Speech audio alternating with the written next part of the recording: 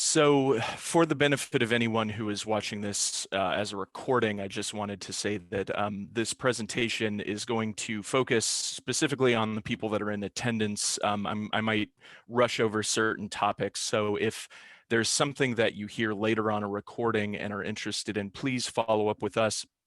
There is a lot more information available on our website.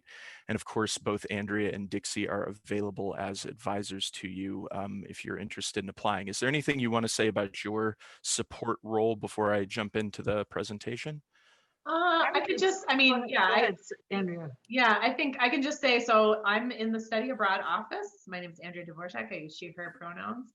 And I am happy to help students find programs that might fit the Boren profile and kind of the types of programs that can be awarded by Boren. So that's my role, is to help you find a program that fits.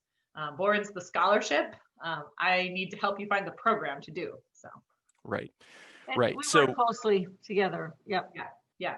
And helping students with the application process too. Right. Yeah. So I work for the Institute of International Education, and we administer this program on behalf of the U.S. government. The point of the Boren Awards is, as the logo here suggests, intensive language study conducted in the culture in which the language is spoken. Immersive language study is very important for us because there's a lot of data to back up the assertion that the more time spent studying a language in an immersive environment, the faster the progress is towards higher degrees of proficiency. And the reason we're so focused on getting higher degrees of proficiency is because people apply these skills to careers in public service. So you'll notice those themes running through this presentation. I want to go ahead and get started because I want to leave some time for Q&A at the end here. As I go through the presentation, keep an eye on the lower left-hand corner of the screen. There you'll see some URLs where you can find more information on the topic I'm covering, so you don't need to be scribbling down notes as I talk. Let me begin by just going over the basic eligibility requirements. You do need to be a US citizen at the time of application, but we have plenty of people who apply for this who are naturalized citizens of the United States as well, so please feel encouraged to apply if that applies to you. If you are a naturalized citizen, your naturalization certificate does need to be dated prior to the application deadline. The language study is an important element of Boren as well. You do need to be planning to study a foreign language during the entire time that you are overseas with funding from us. And I typically say that it needs to be a core and ongoing component of your overseas study. We'll talk later in the presentation about the countries we prefer people to go to. You do need to be a matriculated undergraduate or graduate student. So you can apply for this while you are applying to graduate school, but when you are receiving the Boren Fellowship as a graduate student, you would need to be enrolled as a graduate student. I believe that this audience is more focused on the undergraduate Boren Scholarship. So if you ever see those two terms in this presentation, the scholarships are for undergrads, the fellowships are for grads. And you may not be a citizen of the country in which you're proposing to study. So if you hold dual citizenship, please propose to study elsewhere. For most languages, there is at least one other option for immersive language study if you hold dual citizenship. Okay, the next three slides talk about the main selection criteria for Boren. And so I like to spend a good amount of time on these to make sure that everyone understands what it is that we're looking for. The first thing that we're looking for is for people to define their interest in this particular country, this particular language, in terms of US national security. Now, national security is a concept that we define very broadly. Some people will look at it from the perspective of defense, its security, intelligence work, and certainly if that's where your academic and professional focus is, I encourage you to look through that lens. But a lot of other people are looking through diplomatic topics, general foreign affairs issues, as well as issues related to international development.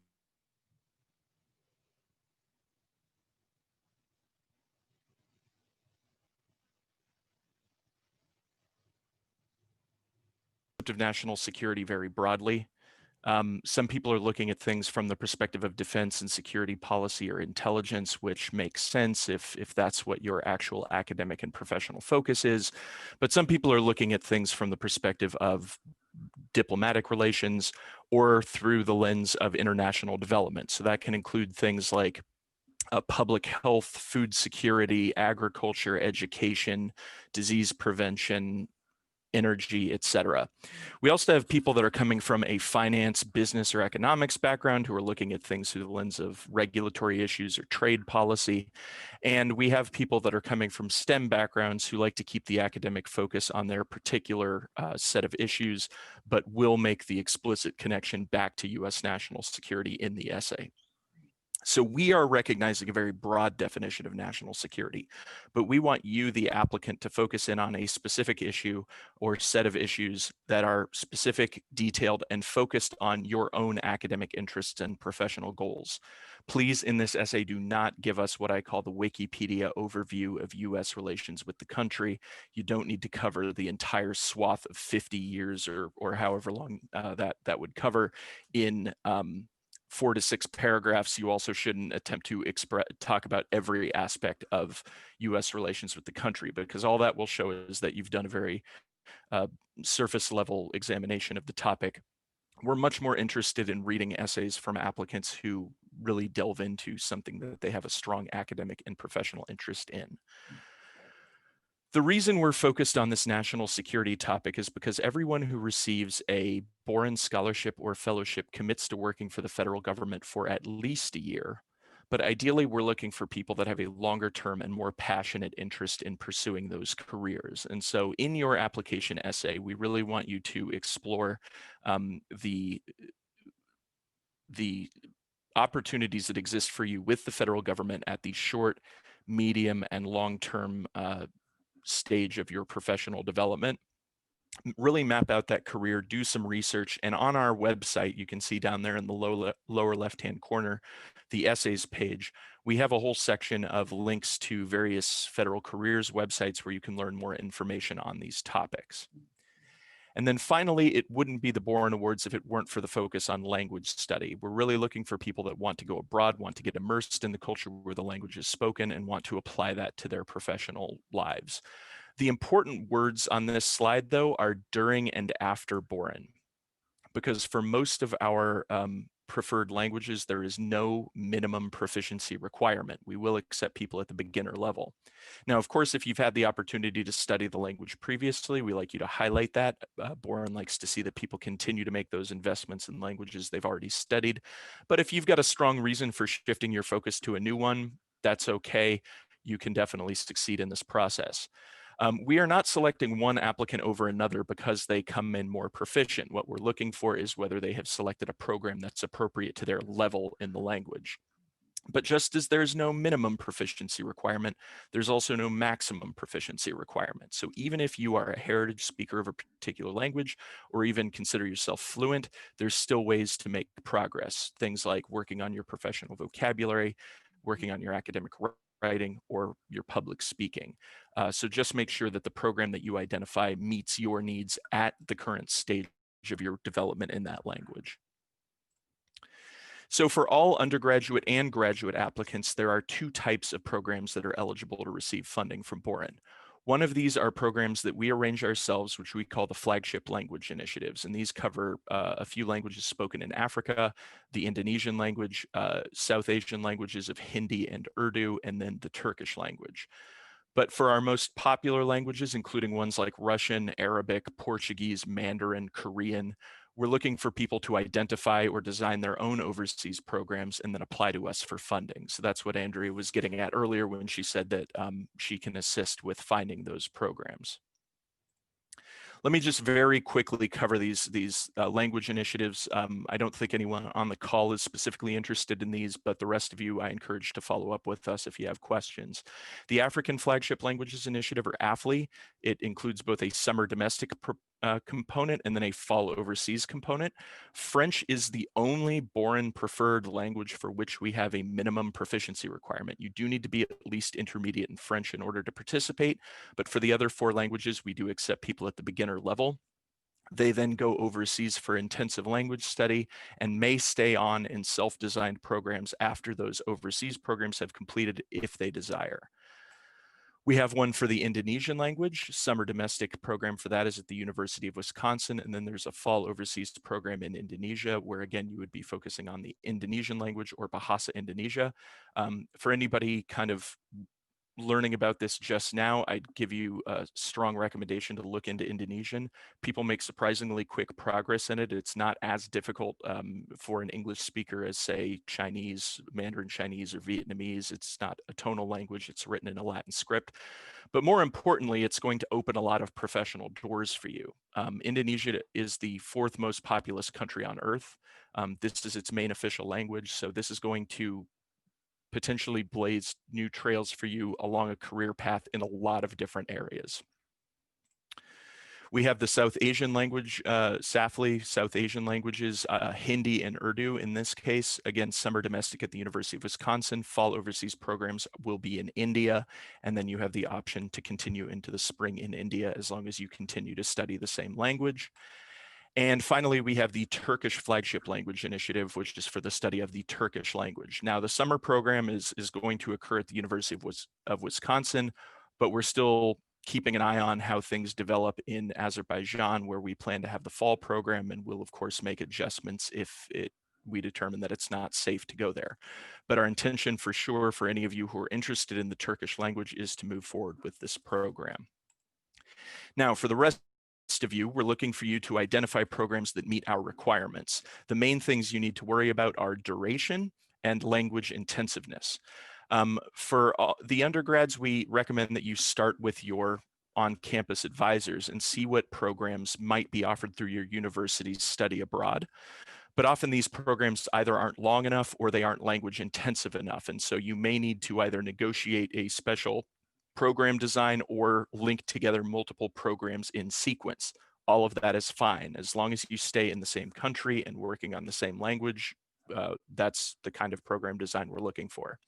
Now, undergrads are watching this right now, but some of you may be planning grad school in the future. And I just want to highlight for you that you can apply for and receive the Boren Scholarship as an undergrad, and then apply for and receive it again as a graduate student. So don't feel like you need to choose one or the other. You can come back to this well as a grad student. So we encourage you to pursue the opportunity now as an undergrad and then come back when you pursue an advanced degree later on. Our maximum award amounts are up to $25,000. For all non-STEM undergraduate majors, our strong preference is for 25 weeks or more of study in the country. Like I said, we're looking for longer term immersion. We're looking for high levels of proficiency to be gained as a result. And so our strong preference is for longer term. So if you aren't a STEM major, I strongly recommend to try to get at least 25 weeks of study in. For undergraduate STEM majors, though, with no penalty, you may apply to study for a program that is 8 to 11 weeks. Typically, these are done during the summer. The summer overseas programs do still need to be language intensive, but we recognize that it's often difficult for you guys to take a fall or a spring off of your study. And so we give you this option to do a summer only program if you would like. When you put together your program budget, we are basically going to cover all of the costs that you will need to incur during a stretch of overseas study. This includes your program tuition and materials, including the cost of tuition necessary to maintain your matriculation at Augsburg. So please make sure that your budget includes everything. There is no incentive, I repeat, no incentive for you to lowball your estimate on the budget. We are not going to select one applicant over another because they come in cheaper. We want everybody to get the money that they are entitled to. We have a strong preference, as I said earlier, for longer term study, and you can see from this graph what distinguishes Boren recipients is that they go abroad longer term than most Americans who study abroad. Again, 7.3% that is going for fewer than 11 weeks. Those are all undergraduate STEM majors. If you're not STEM, please do not apply for fewer than 12 weeks. We have preferences for certain countries. Now here they are in blue and green. So whether a country is blue or green, it is preferred. But the blue countries are countries that even under normal circumstances, we would not anticipate sending people in 2021. So I don't recommend applying for those as your primary country, because what will happen is we will say, congratulations, you've received the award for Russia or for your application for Egypt, but we're not going to allow you to go. Where are you going to go instead to study the same language? So if you want to avoid scrambling later on, I recommend that you look at a country that is unrestricted. That will give us, that way there won't be surprises later on. The other thing I want to say about this map is that this is the map of the world where COVID isn't a thing.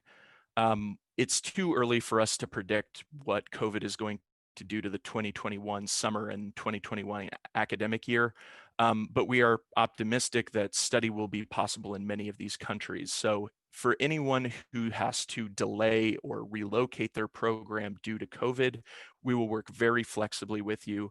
We understand the difficulties this is causing everybody, and we want to make study abroad possible for as many people as we can. And I should also say that if your program has to be canceled due to COVID, you will have no obligation to go work for the federal government later. We have preferences for certain languages. Here they are grouped by region. The first thing I want to note here is that all languages indigenous to a preferred African country are preferred languages. Also, French is only a preferred language if conducted through the African Flagship Languages Initiative. And then finally, I want to note that in Latin America, we only have two preferred languages, Haitian Creole and Portuguese. So unless you're planning to study in Haiti or Brazil, you're technically applying outside of the preference. There are some limited opportunities for Latin American indigenous languages and for the advanced study of Spanish. And if that appeals to anybody, let me know. We can discuss it in greater detail. But typically for someone with a strong interest in Latin America, I encourage them to use their existing knowledge of Spanish as a jumping off point for the study of Portuguese in Brazil. We have preferences for certain fields of study, and here they are grouped by region. Both of the students that are watching this live fit into our preferred fields, so there's no difference between STEM and non-STEM in that regard. The only difference is that STEM majors have the option to do a summer-only program if desired. Post-Boren, we are going to give you a lot of support in the federal job search process. Ultimately, it will be your responsibility to land these jobs, and that's why we want you to be self-motivated to pursue these opportunities, but we're going to give you support that most applicants do not receive. The most important of these is that we have a team of people at the National Security Education Program whose entire job it is to line up exclusive job opportunities and featured job opportunities with various federal agencies. Federal agencies know that if they're looking for people with advanced language and area studies skills, they're going to find them among our alumni, but they're also looking for a lot of those other academic disciplines that applicants are bringing. So people with specializations in the sciences or in finance or in engineering are also very much in demand, in addition to what they're bringing as far as their language and area studies knowledge. But the other reason that federal agencies want to hire you is because there are sections of the law that essentially require the federal government to consider you before they consider other qualified applicants for these positions. And so, you know, it's basically a way of telling the federal government, hey, it's going to be really easy to hire me, so please give my resume a look. They will consider you before others. And then this picture on the left depicts our in a normal year annual federal employment seminar where we fly our alumni to DC and they get to meet with senior hiring officials from many different federal agencies. That's a really exciting opportunity to kind of kickstart your federal job search once you're done with your Boren funded study. I don't think we have any ROTC on the call, so I'll keep moving. Following Boren funded study, we're looking for people to apply their skills to careers with primarily what we call our priority agencies. Excuse me. What priority agencies means is that any position with these agencies will fulfill Boren's federal service requirement, and that includes the contractors for these agencies.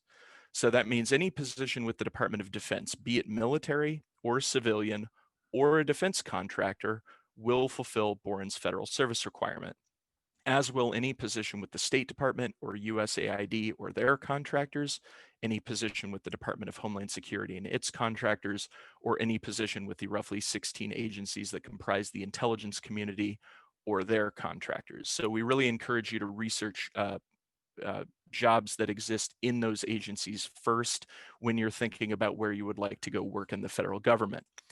But federal employees, Boren alumni, have gone to work in many other federal agencies. The Departments of Commerce and Agriculture, for example, each have foreign services of their own. We have people doing administrative and research jobs for scientific agencies like NASA and the CDC. You can fulfill the service requirement by working for Congress or working for the federal judiciary. And if Peace Corps is in your future, I would strongly encourage you to apply for Boren as well. Not only will you have the experience of studying abroad longer term, living abroad, it will also kind of prepare you for that more rigorous, longer experience. With all of these job opportunities, including Peace Corps, again, I encourage you to talk about the short, medium, and long-term steps that you're planning to take to pursue these careers, because like I said, we're looking for people who have a more passionate, longer-term interest in doing this kind of work. The application itself does take some work, so I would really strongly encourage you to get started as soon as you can. There are 2 essays, which I'll discuss just a little bit more on the next slide. We do require 2 letters of recommendation for undergrads, but there is an option to include a 3rd. Letters of recommendation may be academic or professional in nature, but they should be written by people who know you well. It's much more interesting if you have an associate professor who's taught you a couple of times and really knows you as a person than a full professor who is the chair of the department, but who you've never really interacted with. So pick people based on what they can say about you, not necessarily their relative prominence in their organization. We do need transcripts for all of your collegiate level study. These may be unofficial as long as we can make sense of them. And we also need you to describe your overseas study plan with a focus on the language study component. Like I said, there are 2 essays for the undergraduates. Both of these are 800 words long. That is 4 to 6 paragraphs. It's not a lot of space. So we really want you to be judicious with the space. We want you to focus on persuading the people reading your essays that you understand Boren's priorities. Essay number 1 is where you make that national security argument. The point of that is to convince the people reading that you understand the implications for the United States, for US national security, for US foreign policy from a topic that you have a strong academic interest in. Essay number 2, we would like you to talk a little bit about your preparation for extended overseas study. Even if you've never done it before, we want to see that you've got that ability to kind of navigate a new environment. But really 2/3 of essay number 2 should be focused on this plan for federal careers. What are you going to do in the short, medium, and long term to advance your career? We don't need specific laundry lists of offices or specific jobs that you want to fulfill, but we want to see that you understand how one's career progresses from while they're still a student to graduate school, if that's where you're headed, or straight into the federal workforce. And then where are you going to be 5 years from now? What are you going to be aiming for 10 years from now? That's a really good way to kind of frame that essay. The national application deadline for undergraduates is February 3rd, but Andrea and Dixie, do you have an on-campus deadline? No.